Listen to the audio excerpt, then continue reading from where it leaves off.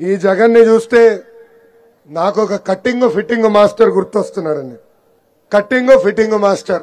జగన్ కి 2 బటన్లు ఉంటాయి, కానీ మన కంపెనీది ఒకే ఒక బటన్, అది బొలుగు బటన్. బల్ల కింద ఒక బటన్ ఉంటుంది, ఎర్ర బటన్. బల్ల పైన బటన్ నొక్కుతాడు, అకౌంట్లో 10 రూపాయలు పడుతుంది.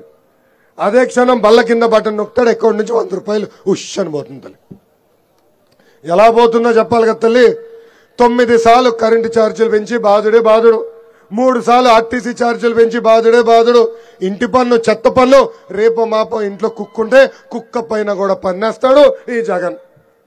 అంతేకాదు Andhra gold, president medal, boom boom పైన కూడా పన్నేసి బాధుడే బాధుడు. రేపు మాపో వాలంటీర్ వాసి ఇంటికి వస్తాడు, ఉఫ్ అని ఊదమంటాడు గొట్టం తీసుకొచ్చి. ఊదదండి, ఊదితే అమ్మాయింత గాలి పీల్చుతున్నావు అని గాలి పైన కూడా పన్నేస్తాడు ఈ సైకో జగన్. ఇంకా కటింగ్ మాస్టర్ అన్నాం కదమ్మా, ఏమేం కట్ చేశాడో చెప్పాలి కదా.